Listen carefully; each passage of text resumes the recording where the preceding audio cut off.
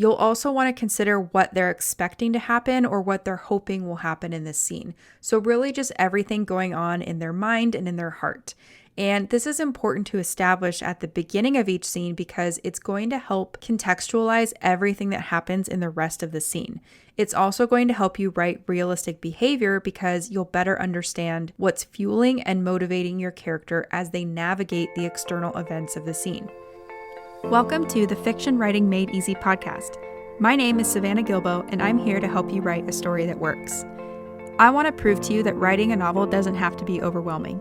So each week, I'll bring you a brand new episode with simple, actionable, and step-by-step strategies that you can implement in your writing right away. So whether you're brand new to writing or more of a seasoned author looking to improve your craft, this podcast is for you. So pick up a pen and let's get started. In today's episode, we're going to do something a little fun and a little different. Since we're nearing the end of 2022, I thought it could be fun to continue with last week's theme of lessons learned over the last 12 months. I hope some of the lessons that you've learned this year have come from this podcast, and I hope you walked away each week with a new strategy to implement or a new idea to explore. And I hope you're closer to accomplishing all of your big, beautiful writing goals as well. So as we inch our way closer to counting down until the ball drops, I wanted to count down some of the best clips from the Fiction Writing Made Easy podcast in 2022. You're going to hear clips from the top 10 most listened to episodes, so I know this episode is going to be full of good stuff. And without further ado, let's go ahead and dive right in, starting with tip number 10. And this tip comes from episode number 54, How to Test Your Story Idea Before You Start Writing. In this episode, I walk through 2 different exercises that will help you make sure your story idea is fleshed out enough, or if it's not, these exercises will help shine a light on any areas of your story that still need work. So let's check out the clip. When you're considering your story idea, I want you to answer these 3 questions. Do you know what your protagonist wants and why? Do you know what kind of conflict your protagonist will face? And do you know what's at stake for your protagonist if they succeed or fail?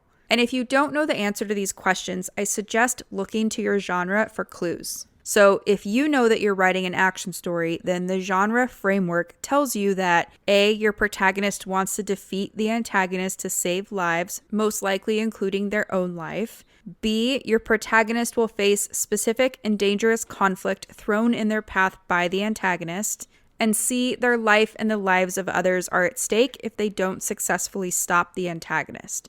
So we have the who, the what, and the why right there in our genre framework. And this is why I really like doing this exercise first whenever I have a new idea, because it helps develop your idea's narrative potential. A lot of writers I work with have not done this exercise to think through the central conflict of their story. So they might know some stuff about their protagonist, or they might have some ideas for scenes, but they haven't done the work of fleshing out the conflict and or their antagonist. So by doing this exercise, it's easy to see where and why an idea is falling flat. And to me, if an idea does fall flat in this 1 to 2 sentence summary, that never means that the idea is terrible or that the story shouldn't be written. It just means there's a little more work to do to flesh things out before you start writing.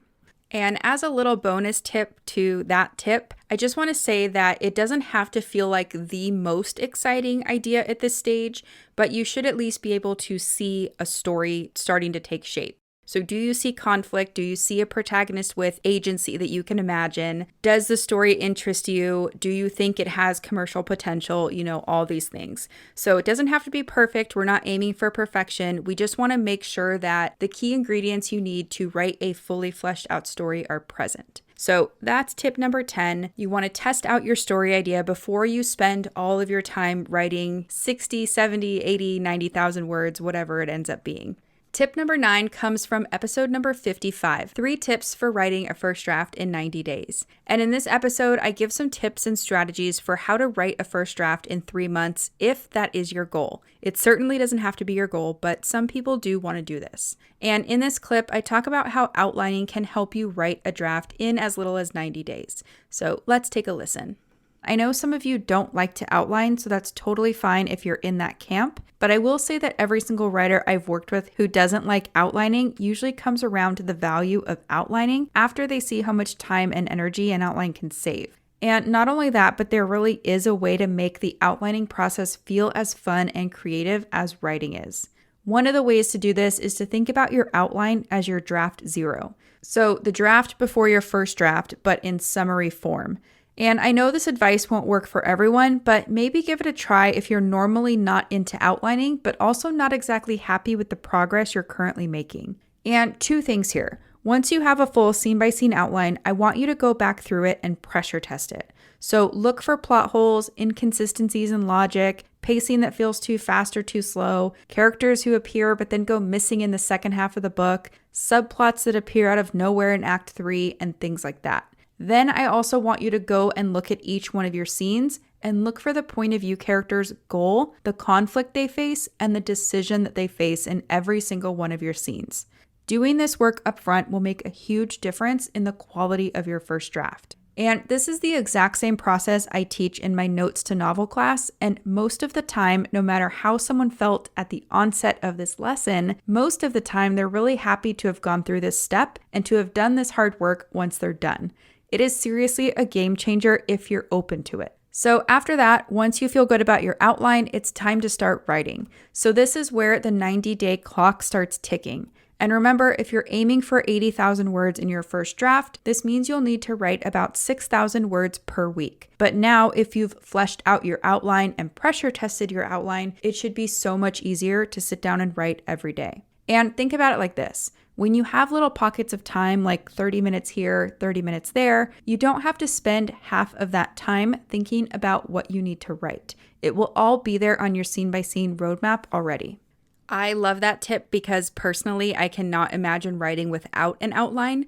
So if you are a pantser or a plotter, no matter where you fall on that spectrum, I highly encourage you to at least give outlining a try just to see if you can find some way to outline a story that works for you, even if it's not your natural inclination to start there. So that's tip number 9. I suggest creating a scene-by-scene roadmap for your entire story before you start writing your draft. Okay, moving on to tip number 8. This one comes from episode number 61, where Abigail K. Perry and I analyzed the first chapter of Harry Potter and the Prisoner of Azkaban. In this clip, we talk about pacing and structure, specifically what happens when the inciting incident of your story comes too late. We also talk about scene length and how scenes relate to chapters and other fun things like that. So let's go ahead and dive right into the clip. I've seen a pattern. I don't know if you've seen this at all, Savannah, but usually if you don't have an inciting incident by chapter 3 in your writing, your pace is probably off. I've noticed a little bit like that. Maybe, I mean, I could be wrong with that, but that's what I've noticed. It tends to be that if you haven't had some sort of the inciting incident of the story by chapter 3, I feel like it gets a little bit slow for me, but that might be my personal taste. That's funny because in theory, you could have 3 very bloated chapters and you're not getting to the inciting incident until like 20,000 words, which is not ideal either. So what I like to say is like, it's usually around 10 to 12% of your entire manuscript. It's usually halfway in your beginning section of your story. If the beginning is 20 to 25%, 10 to 12% is halfway there. And yeah, the reason I always like to think about, like you see those maps of plots where it's like we build up to something and then we kind of go down, build up to something and then go down. That first peak is usually your inciting incident. Yeah. So it's like we need to be building to keep that pacing in tension because if you don't have it, whether it's chapter 3 or whatever that 10 to 12% mark, why are they reading your book? You will stop. And if you're doing traditional publishing, I've seen a lot of agents say, okay, give me the first 3 chapters before they say, give me the full. So if you don't get it by chapter 3, it's out, right? It's easy to put it down. So just kind of as an FYI type of thing. Now, what else is really interesting about that is that you're talking about 10 to 12%. And I think it's great that you're pulling that out. We've talked about in the past about how the ideal scene length is around 2,000 to 2,500 words. It's called the potato chip scene length.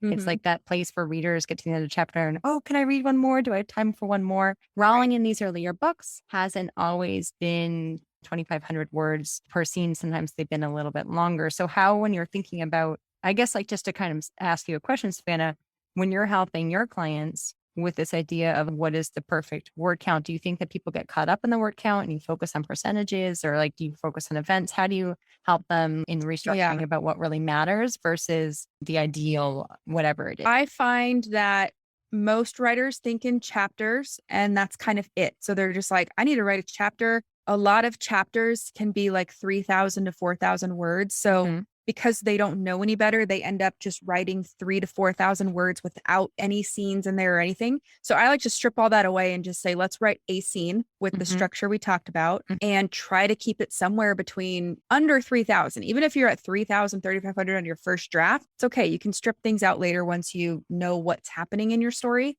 and what's important and what's not. But yeah, I find you cannot think about chapters at the same time you're writing scenes. It's just too much. If you've been listening to the podcast for a while, you know that I love a good conversation about Harry Potter. So if you guys haven't heard these episodes where we take a deep dive into the first chapter of all 7 Harry Potter books, and if you're a Harry Potter fan, I highly recommend going to check those out. Moving on to tip number 7, and this one comes from episode number 74, which is all about when you should write in scene versus when you should write in summary. And this is a great episode to listen to if you'd like a deeper understanding of what a scene actually is. The clip I'm going to share includes some general guidelines for what types of things need to be written in scene versus in summary. So let's just dive right in, shall we? Not everything that happens in a story needs to be dramatized in a full-blown scene. The narrative that you're writing would become long, flat, and boring if you did that. So here are some guidelines to help you determine which parts of your story should be written in scene versus which parts of your story should be written in summary. Keep in mind that these are not hard and fast rules, but rather they're just guidelines to help you write the best, most impactful story possible. So here they are. Scenes take place in real time, which means they are almost always more impactful than summary. Scenes immerse your readers into the story, so we want to dramatize the most important parts of your story for the best effect on readers. Basically, the more important the moment, the more likely it needs to be shown as a scene. Specifically, major turning points or the high points of your story should almost always be scenes. So think moments like the inciting incident, the midpoint, the key scenes of your genre, things like that.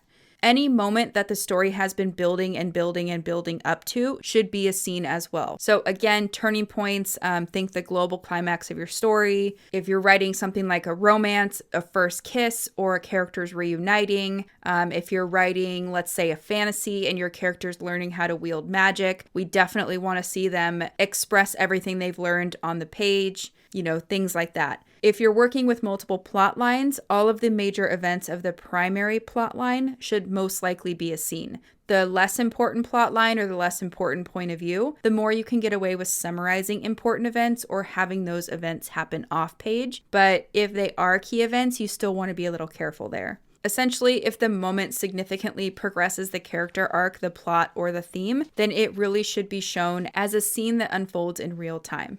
I love that clip, and I think that episode was one of my favorites from this past year. So if you haven't listened to it yet, go check it out. It's episode number 74, and I will link to it in the show notes. Tip number 6 comes from episode number 63. Don't start a scene without these 3 things. And in this episode, I talk about the 3 contextual elements that you should include at the start of each one of your scenes. This is something many of the drafts I edit are missing, so I highly recommend listening to this episode. But in this clip, I talk about establishing your character's mental and emotional state. So let's take a listen. What are they thinking and feeling when the scene opens? Have they carried in their mental or emotional state from the last scene? Or has it been a little bit since the last scene and maybe now they have a different emotional or mental state? You'll also want to consider what they're expecting to happen or what they're hoping will happen in this scene. So really just everything going on in their mind and in their heart. And this is important to establish at the beginning of each scene because it's going to help contextualize everything that happens in the rest of the scene. It's also going to help you write realistic behavior because you'll better understand what's fueling and motivating your character as they navigate the external events of the scene. And in general, there are 2 main ways you can show your character's mental and emotional state. Number 1, you can let readers into your protagonist's mind and show their thoughts and feelings about whatever is affecting them. Number 2, you can let your protagonist's behavior and physical gestures give insight into their mental and emotional state. Coupled with your protagonist's thoughts and feelings, physical gestures can go a long way towards conveying how a character is feeling. But there are a few caveats to this. So first, you can't just tell readers that your character is upset. You need to show exactly why they're upset and what specific thoughts are triggering these feelings. Second, you'll want to avoid using generic gestures like sighing or having a character release a breath they didn't know they were holding, as well as repetitive gestures. So don't use the same gestures over and over if you can help it. And all of this is important because it helps you establish the stakes of the scene. So stakes are basically what your character stands to lose or gain within a scene or within a story. It's why what the protagonist wants is important to them. And you can always get to the stakes of a scene or a story by asking 2 questions. What does the protagonist think will happen if they succeed? So what do they stand to gain if they succeed? And then what does the protagonist fear will happen if they fail? So what do they stand to lose if they fail? And whatever your answer is, you're going to want to make it as specific as possible. So you don't want to say something like, my protagonist fears that they will feel failure, or something that's abstract, like she will feel like she doesn't belong anywhere.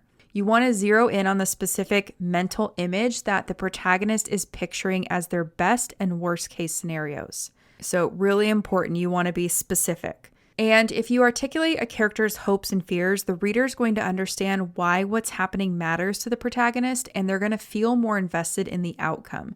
It's also what makes things more satisfying if your protagonist ends up succeeding, or more poignant if they fail, because now we understand what success or failure means to them specifically.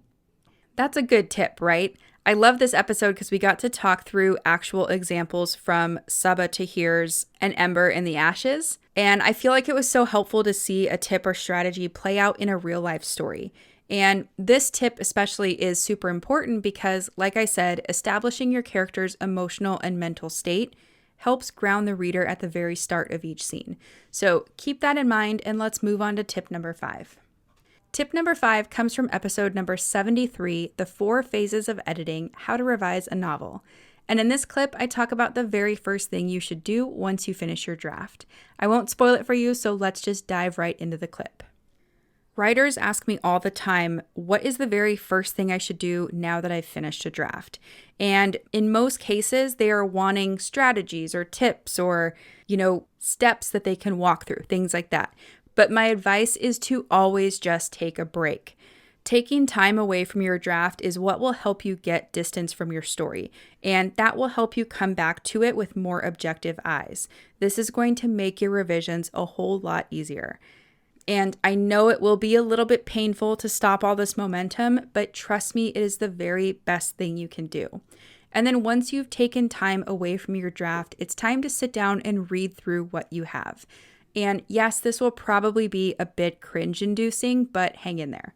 The key to this first step is to not make any changes to your manuscript as you read through it. And that's because you have to see the whole picture of your story, and you have to remind yourself of everything that's already in your draft before you can revise with any sense of clarity. So try not to make any changes to your actual manuscript while you're reading through it. And if you know you're going to struggle with this part, you can print out your draft, you can export it to a PDF and read it on your computer or put it on your Kindle. You can also use a text-to-speech program like Natural Readers or the Read Aloud feature in Microsoft Word that will essentially read your draft to you. Basically, just do whatever you can to prevent yourself from editing as you read. Now, you might be wondering, what do I do if I come up with any notes or new ideas as I'm reading my draft? And here's the thing.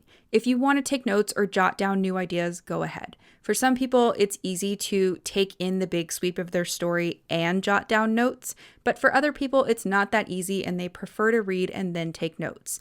Do whatever is going to work best for you, and don't try to change your process if, let's say, reading your draft and then taking notes is more of how you naturally work. Don't try to fit yourself into the other box if you already know what's going to work for you. Trust me on this because you'll end up saving time in the long run. And really, my point here is I just don't want you to waste your time making any changes in your actual manuscript just yet. This may feel counterintuitive, but this will save you time in the long run as well. I have to say, it's funny hearing this tip because I'd say 70% of the writers I work with don't take this advice because they're so eager to dive back into their drafts. And I'll admit, for some people, this totally works. Sometimes it's okay to dive back in if you know that's going to work for you. But again, if you're unsure or if you're feeling even the tiniest bit of burnout or lack of creative energy, please just take a break. I'm not kidding when I say that doing so could be one of the best decisions you make in the entire writing process. Okay, moving on to tip number 4. This one comes from episode number 56, 5 Reasons Why Readers Stop Reading a Book. And this one is fun because we all want our stories to be read, right? So let's go ahead and check out the clip. The first reason why a reader might stop reading a novel is because nothing meaningful happens in the opening pages. And what I mean by this is that a lot of writers use the beginning of a story to warm the reader up for what's coming next. So they'll put in a lot of backstory or exposition in the opening pages so that the reader knows everything there is to know about the characters or about the world before anything happens. And this is just not ideal. Imagine your favorite story and think about if the author did this to you. You might think all the backstory and exposition is cool and really fun, but you don't need to know it all before the story starts. So, for example, I love the world building in Harry Potter, but I don't need to know how many floors are in the Ministry of Magic or what flavors there are in Bertie Bott's Every Flavored Beans before I meet Harry on page 1. That would just be too much information and it would be boring. So, what should you do instead if you have a problem like this in your draft? The first thing is you need to make sure that something compelling is happening from the very first page. You might have heard the advice to start with action or to start in media res, and all that's saying is the same thing. Start with something compelling that will pull readers into the story. But there's one caveat here. This doesn't mean to start with car chases or explosions or something super extreme like that. Rather, I want you to think in terms of a meaningful or impactful opening. And meaningful and impactful are subjective, right? So, what's a meaningful and impactful event for your character? You can also ask, why does this story need to start today and not yesterday or tomorrow? Because you're looking for the moment that things start to change for your protagonist, even if they don't know it just yet. This is usually a good indicator of when your story should start.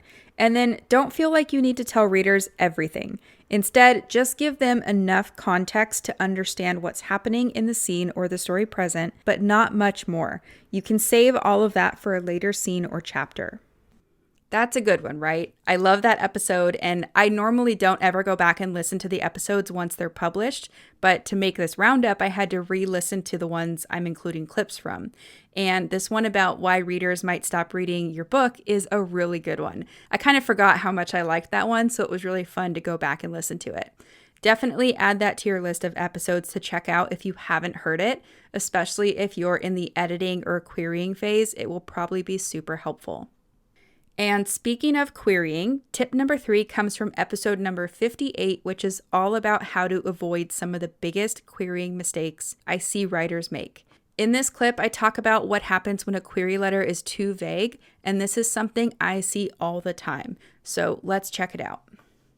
The next mistake I see writers make when it comes to query letters is that they write a summary of their story that is super vague. So they'll use vague and non-specific language, or they'll hint at things in a way that doesn't make sense to someone with no knowledge of the story. So, for example, I read a query last week that said something like, when the protagonist goes to XYZ land, his powers will be tested. But that doesn't really tell us anything. So we can't imagine what that looks like or why this person's going to be tested or what being tested even means. So instead of doing something vague like that, the author could just tweak it and say, upon arriving in XYZ land, the protagonist will have to use every ounce of her telekinetic powers to save her sister from XYZ. So, of course, fill in the specifics for XYZ, but I hope you can see that example's a little more specific and it hints at the protagonist's goal and what's at stake. Now, as I mentioned earlier, the sole purpose of your query letter is to give agents and editors just enough information about your story so that they will want to read more. So at the very, very least, you need to include these things. Number 1, a character that readers can care about. Number 2, an indication of what that character wants and why. Number 3, the conflict that gets in their way. And number 4, what's at stake if they don't get what they want. If you're not clear about those 4 things in your query letter, it's most likely going to fall flat. And out of those 4 things, the one that I see left out the most is what's at stake. So if you're writing a query letter or if you've already written one, go double check that you've included what's at stake and that what's at stake is clear enough to somebody with no knowledge of your story. I know I'm biased, but I think this is such a good tip. And honestly, the advice to be specific and not vague is something that you can apply to all different types of things when it comes to writing. So, what does your character want? Don't be vague, be specific. What is your character worried about in a scene? Be specific. When I'm drafting, I actually keep a sticky note on my desk that says be specific in all caps because it's such a helpful reminder. So feel free to steal that and make your own sticky note with be specific in all caps if you want to. Okay, moving on to tip number 2. This one comes from episode number 67 that's all about the pros and cons of indie publishing. And in this episode, I shared just that. Some of the pros and cons to consider if you're thinking about indie publishing or if you're trying to choose the best publishing path for you. So let's take a listen. Pro number 4 is that indie publishing can help you get an agent or a publisher. So if you self-publish and do well, agents and publishers might come to you. This could result in a much better deal than you would get as a first-time author with no evidence of sales. So as an example, consider authors like Andy Weir, who wrote The Martian. So that started out as a self-published ebook and then went into audio and eventually became a big-time movie. There's also E.L. James, who wrote 50 Shades of Grey. So that was first self-published. So was Colleen Hoover's book Slammed. There's also Bella Andre, Hugh Howey, A.G. Riddle, and many, many others. So long story short, if you want to get a traditional publishing deal, this could be a good way to skip the slush pile and gain experience and grow your audience as an indie author.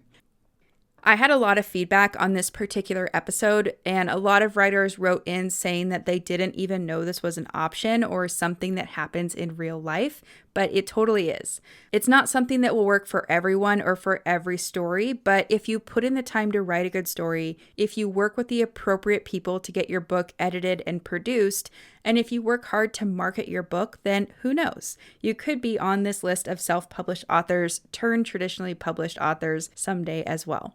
And speaking of traditional publishing and marketing your book, tip number 1 comes from episode 66 that's all about the pros and cons of traditional publishing. And this clip is all about one of the cons of traditional publishing. So let's take a listen. Con number 4 is that traditional publishing does not offer significant marketing help. And if you're multitasking at this part of the episode, I want you to pay attention to this one part because it's really important. So a traditional publisher is not going to help you market your book in any kind of significant way unless you get a big advance. And by that, I mean high 5 or 6 figures. If a book gets a big advance, the publisher has a big stake in earning that money back and will put more effort into marketing. But for the vast majority of traditional publishing deals, a big marketing budget and plan is not going to be a part of it. This means that no matter how you decide to publish your book, you are going to have to be engaged in selling it and getting it in the hands of readers. These days, readers want authors who are accessible, and agents want authors who are actively engaged with readers in an authentic way. This is what agents and publishers mean when they ask writers about their platform. They're basically asking, do you have people interested and waiting to buy this book? Do you have people that you communicate with on a regular basis? And if the answer is yes, that's going to be very appealing to traditional publishers. Because like we just talked about, unless you get one of those big advances, their marketing plan and their marketing budget is probably not going to be very large for your book. So again, this is a really big deal. Traditional publishing does not offer significant marketing help unless you get a big advance. And this is such an important one, and I wanted to end with it on purpose because I didn't want you to miss it. As I covered in episode number 66 and 67, there are pros and cons to each of the main publishing paths. If you're unsure of the right publishing path for you, I highly recommend giving each of those episodes a listen to determine which publishing path falls more in line with your goals as an author. And there you have it, some of the best clips from the Fiction Writing Made Easy podcast in 2022. If any of these clips sparked your attention, and if you haven't checked out the full episode yet, be sure to go back and take a listen. I'll have all the episodes linked up for you in the show notes. Thank you so much for counting down with me, and I can't wait for you to see what I have in store for you for 2023. So be sure to follow this show or subscribe to it wherever you listen to podcasts, and of course, share it with all your writer friends so that we can all work together next year to get more amazing stories into the world. Thank you so much for joining me, not only today, but week after week or whenever there's a new episode. I'm so grateful that I get to show up for you and I get to share all of these writing tips and strategies with you. And I'm super excited to see all the wonderful things that 2023 has in store for us. Have a happy new year, and I will see you in 2023. So that's it for today's show. As always, I want to thank you so much for tuning in and showing your support. If you want to check out any of the links I mentioned in this episode, you can find them over at savannahgilbo.com/podcast. And if you haven't done so already, make sure you subscribe to the show because there's going to be another brand new episode coming out next week. If you're an Apple user, I'd really appreciate it if you took a few seconds to leave a quick rating and review. Your ratings and reviews tell iTunes that this is a podcast that's worth listening to. And in turn, that helps this show get in front of more fiction writers just like you. So that's it for today's show. I'll be back next week with a brand new episode. Until then, happy writing.